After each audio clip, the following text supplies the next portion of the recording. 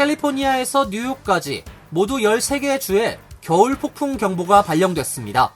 일부 지역은 최대 6피트의 눈이 내리고 시속 30마일 이상의 강풍도 예상돼 오늘부터 시작된 추수감사절 대이동에 비상이 걸렸습니다. 도널드 트럼프 대통령 당선인이 취임 첫날 멕시코와 캐나다산 모든 제품에 대해 25%의 관세를 부과하겠다고 밝혔습니다. 중국산 제품에 대해서는 기존 60% 관세 이외에 10%를 추가로 부과하겠다고 선언했습니다. 앞으로 미주 한인들의 한국 방문 시 인천공항에서 재외동포 민원 서비스 이용이 가능해집니다. 재외동포청 민원실은 외교부, 법무부, 관세청과 함께 원스톱 서비스를 제공합니다. 조류 인플루엔자에 감염된 젖소가 잇따라 발견되면서 인체 감염에 대한 우려도 커지고 있는 가운데 캘리포니아주에서 판매된 생우유에서 조류 인플루엔자 바이러스가 검출돼 보건당국이 비상이 걸렸습니다. 바이든 행정부가 비만 치료 약물에 대한 메디케어, 메디케이드 적용을 제안했습니다. 740만 명 가까운 비만인들에게 치료 약물에 대한 접근성을 확대할 가능성이 생겼지만 차기 정부에는 새로운 부담이 될 것으로 보입니다. 이상은 오늘의 주요 뉴스입니다. 시청자 여러분 안녕하십니까? KBN 뉴스입니다. 캘리포니아에서 뉴욕까지 모두 13개 주에 겨울 폭풍 경보가 발령됐습니다. 일부 지역은 최대 6피트의 눈이 내리고 시속 30마일 이상의 강풍도 예상돼 오늘부터 시작된 추수감사절 대이동에 비상이 걸렸습니다. 보도에 김태희 기자입니다. 국립기상청은 콜로라도, 캘리포니아 등 서부에서 미시간, 뉴욕까지 미저녁 13개 주에 겨울폭풍 경보를 발령했습니다. 콜로라도 산악지대에는 26인치의 적설량에 최고 시속 55마일의 강풍까지 예상됩니다. 캘리포니아 동부 산악지역인 시에라 네바다의 경우 최대 6피트의 폭설이 예보되어 있어 이 지역을 지나는 차량들은 각별한 주의가 당부됩니다. 유타주도 산악지역을 중심으로 최대 20인치의 눈이 내릴 것으로 보이며 아이다호와 와이오밍 등에서도 폭설이 예상됩니다. 뉴욕주 북부와 중부, 북동부, 북서부, 버몬트 남부 일부 지역에도 기상경보가 발령됩니다.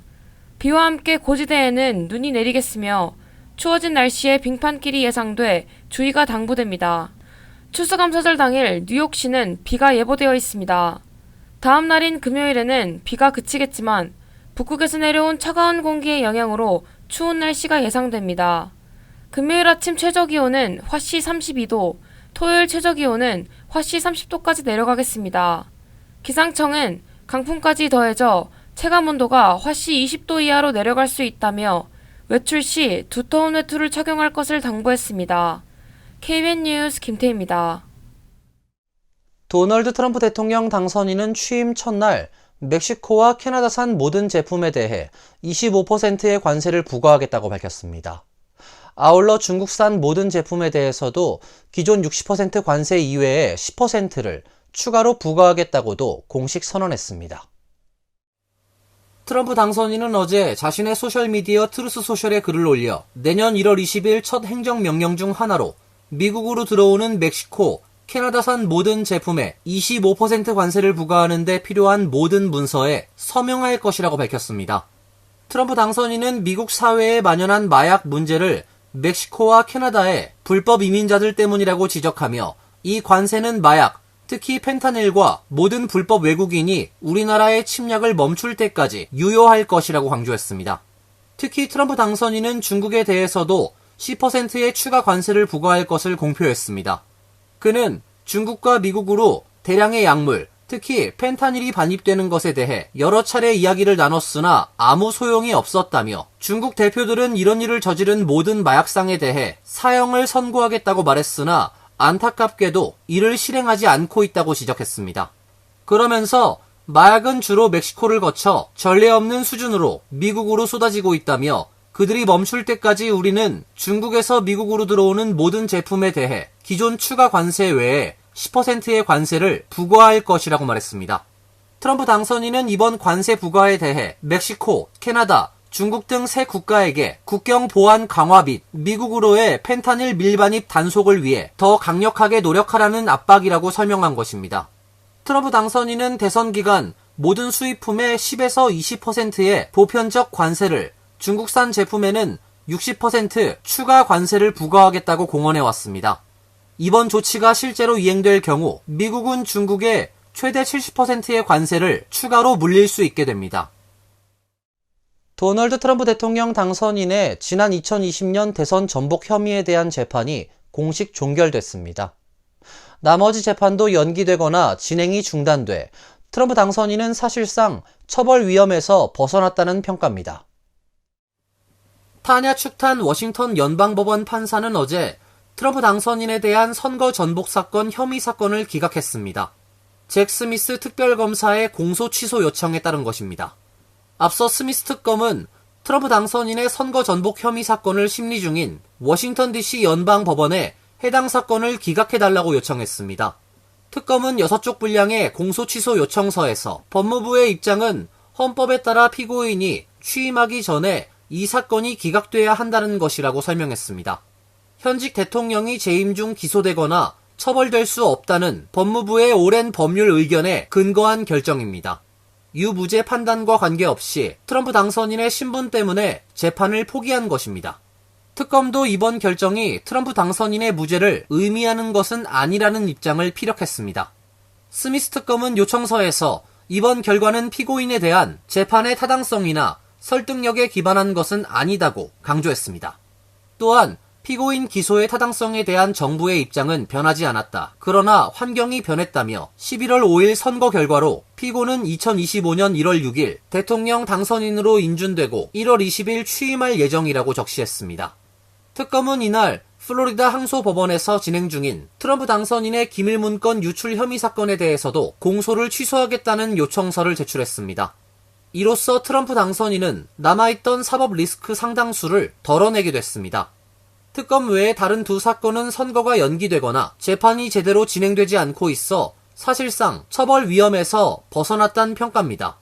트럼프 당선인은 특검의 공소 취소 결정이 알려지자 즉시 소셜미디어 트루스 소셜을 통해 이 사건들은 내가 겪어야 했던 다른 사건들과 마찬가지로 공허하고 불법적이며 결코 제기돼선 안 됐다며 기소 자체가 불법이었다고 비난했습니다.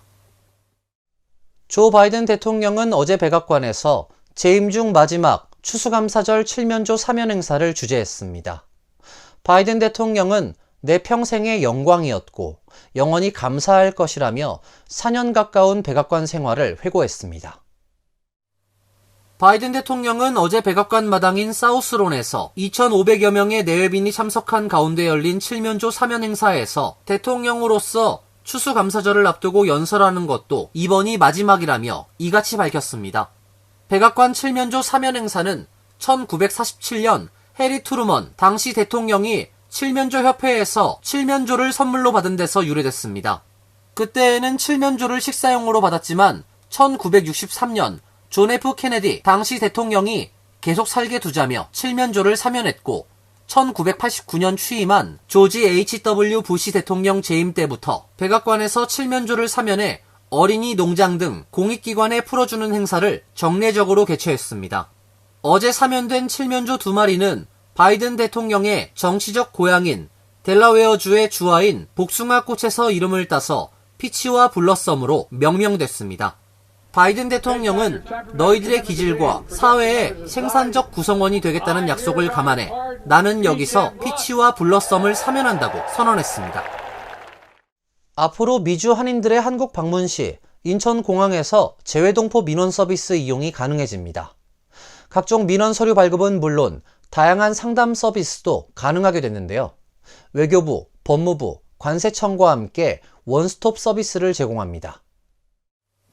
재외동포청은 재외동포청 민원실 인천 분소를 인천공항 제2여객터미널에 설치하고 내달 2일 오전 9시부터 본격 운영을 시작한다고 어제 발표했습니다.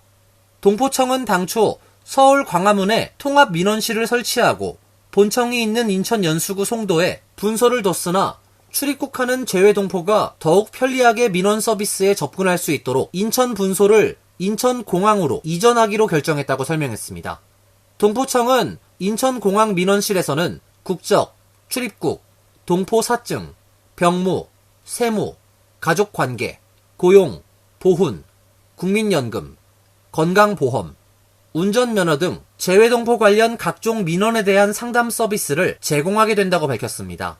또한 재외국민 등록부 등본 발급, 해외 이주 신고 확인서 재발급, 재외국민 귀국 신고 등 해외 이주 관련 민원 서비스도 일부 제공합니다.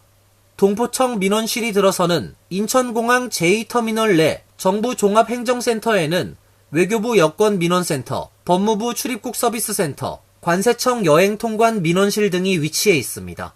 이에 따라 재외동포는 재외동포청 민원 업무를 비롯해 종합적인 민원 서비스를 이용할 수 있게 됐습니다. 도널드 트럼프 대통령 당선인이 불법 체류자에 대한 대규모 추방을 예고하고 있는 가운데 여전히 많은 미국인들은 이미 미국에서 생활하고 있는 불법 이민자들의 신분을 합법화해주고 일할 수 있는 환경을 만들어주는 게 중요하다고 밝혔습니다. 여론조사기관 퓨리서치 센터가 어제 발표한 조사 결과에 따르면 미국인의 64%는 특정 조건을 충족한다면 불법 이민자도 합법적으로 미국에 체류할 수 있는 방법이 있어야 한다고 답했습니다. 특히 유색인종 미국인들이 불법 이민자의 합법적 체류 방법을 마련하는 방안을 더 지지하는 것으로 나타났습니다. 아시아는 72%가 불법 이민자의 합법적 체류 방법 마련을 지지했습니다. 히스패닉은 79%, 흑인은 73%가 이를 지지했습니다. 반면 백인들은 이를 지지하는 비율이 57%로 상대적으로 낮은 편이었습니다. 불법 이민자들이 합법적 체류에 필요한 조건으론 응답자의 79%는 불법 이민자가 범죄 기록 등 보안 배경 검사를 통과해야 한다고 말했습니다. 이외에 일자리 확보 52%, 각종 벌금 납부 25%, 미성년자일 때 미국으로 의사와 관계없이 온 경우 15% 등이 조건이 돼야 한다는 의견도 있었습니다. 하지만 불법 이민자의 합법적 체류 방법 마련을 지지하는 비율은 과거와 비교하면 크게 낮아졌습니다. 2020년에는 불법 이민자의 합법적 체류 방법 마련을 지지한 이들의 비율은 75%에 달했지만 최근 64%까지 떨어진 셈입니다. 불법 이민자들의 미국 체류에 반대하는 이유는 엄연한 불법 행위라는 점이 86%로 가장 높았으며 합법적으로 입국한 이민자들에게 불공평하다는 점도 81%를 차지했습니다. 미국 내 불법 이민자 인구는 2019년 1020만 명에서 2022년 1100만 명으로 늘었습니다. 조류 인플루엔자에 감염된 젖소가 잇따라 발견되면서 인체 감염에 대한 우려도 커지고 있는데요. 캘리포니아주에서 판매된 생우유에서 조류 인플루엔자 바이러스가 검출돼 주 보건당국에 비상이 걸렸습니다. 캘리포니아주 보건당국은 어제 로팜이란 회사에서 생산한 크림탑 생우유에서 조류 인플루엔자가 발견됐다며 이 제품을 먹지 말라고 경고했습니다. 이 우유는 유통기한이 오는 27일까지인 제품으로 주 보건당국의 요청에 따라 이 회사는 해당 우유를 리콜 조치했습니다. 조류 인플루엔자 바이러스에 오염된 생우유가 시중에 유통될 경우 소비자들이 대규모로 조류 인플루엔자에 감염될 가능성을 배제할 수 없다는 지적이 제기되고 있습니다. 보건당국은 다만 현재까지 이 우유를 마시고 병에 걸린 사례는 없다고 설명했습니다. 생우유는 일반적으로 판매되는 우유와 달리 저온 살균 과정을 거치지 않아 유해세균 및 바이러스가 남아있을 수 있는 것으로 알려져 있습니다. 보건당국은 생우유가 특히 취약계층에 심각한 건강 위험을 초래할 수 있다며 이 바이러스가 있는 생우유를 마시면 질병에 걸릴 수 있고 해당 우유를 만진 뒤 손을 씻지 않고 눈, 코, 입을 만져도 감염될 수 있다고 설명했습니다. 캘리포니아에서는 지난 10월 이후 사람의 조류 인플루엔자 감염 사례가 29건 보고됐고 대부분 조류 인플루엔자에 감염된 소와 직접 접촉에 의해 발생했습니다. 대부분 가벼운 증상을 보였고 입원을 하진 않았습니다. 바이든 행정부가 비만 치료 약물에 대한 메디케어, 메디케이드 적용을 허용하는 새로운 규정을 제안했습니다. 약 740만 명 가까운 비만인들에게 비만 치료 약물에 대한 접근성을 확대할 가능성이 생겼지만 차기 정부에는 새로운 부담이 될 것으로 보입니다.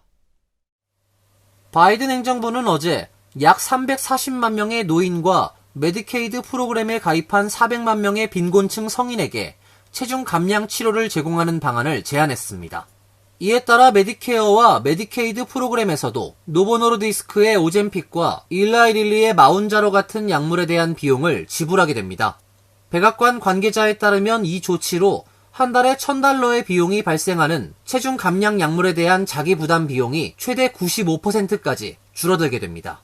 또 이 제안은 제약회사들과 가격 협상을 통해 해당 약물의 비용을 낮추는 프로그램과 동시에 발효될 것이라고 밝혔습니다. 현재 약 5,200만 명의 노인들에게 보험을 제공하는 메디케어는 위고비와 제파운드 같은 관련 약물에 대한 보험을 제공하지 않고 있으며 메디케이드의 경우 13개 주에서만 체중 감량 약물에 대한 보험을 제공하고 있습니다. 이 제안은 공식적인 규칙 제정 절차를 거쳐야 시행 가능합니다. 하지만 차기 정부에는 부담이 될 수 있습니다. 트럼프 당선자는 복지 분야 등에서 연방 지출을 줄이겠다고 밝힌 바 있습니다. 의회 예산국의 분석에 따르면 비만 치료 약물에 대한 메디케어 보장을 확대하는데 9년간 $350억 들 것으로 예상됩니다. 이어서 간추린 소식입니다. 딕셔너리닷컴이 2024년 올해의 단어로 얌전한, 조용한을 의미하는 드뮤어를 선정했습니다. 드뮤어는 일반적으로 내성적이거나 겸손한 사람을 묘사할 때 사용하는 단어지만 올해 틱톡 등을 중심으로 세련된 외모와 행동을 뜻하는 단어로 의미가 확장됐습니다. 콘텐츠 크리에이터 줄스 레브론이 직장에서 단정하고 신중한 모습을 보여주기 좋은 메이크업과 의상을 소개할 때 이 단어를 사용한 이후 널리 사용되기 시작했습니다. 딕셔너리닷컴에 따르면 올해 1월부터 8월 디지털 미디어에서 드뮤어 사용량은 1200% 급증했으며 사용이 최고조에 달했을 때 검색량은 이전보다 200배 증가했습니다.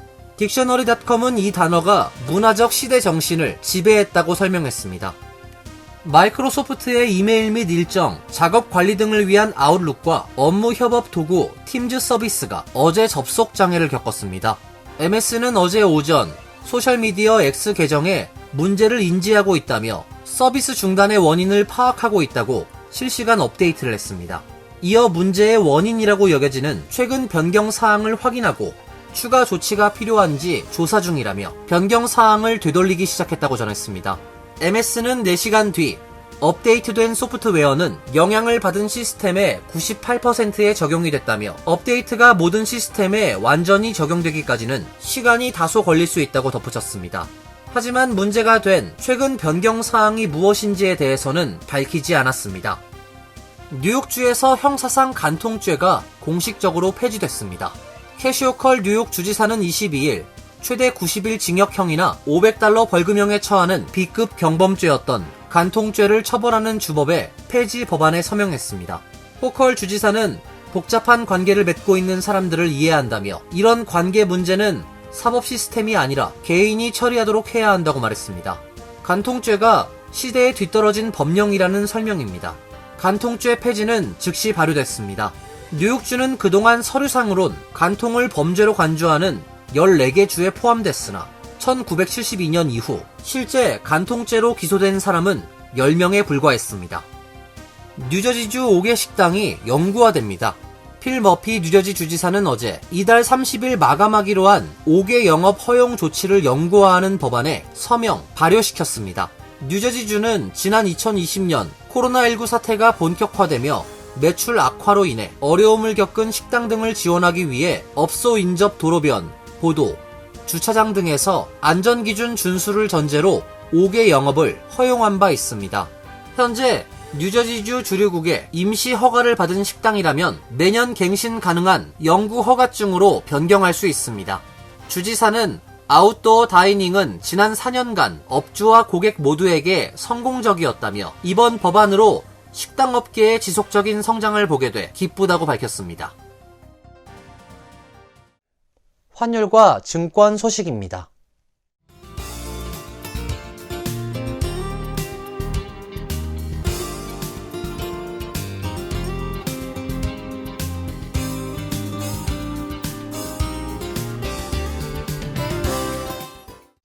이어서 날씨입니다. 내일은 약간 구름이 끼는 대체로 맑은 날씨가 예상됩니다. 낮 최고 기온 51도, 섭씨 11도, 밤 최저 기온 42도, 섭씨 5도로 예상됩니다. 추수감사절인 목요일에는 비가 예보돼 있습니다. 금요일은 구름이 많은 흐린 날씨가 예상됩니다.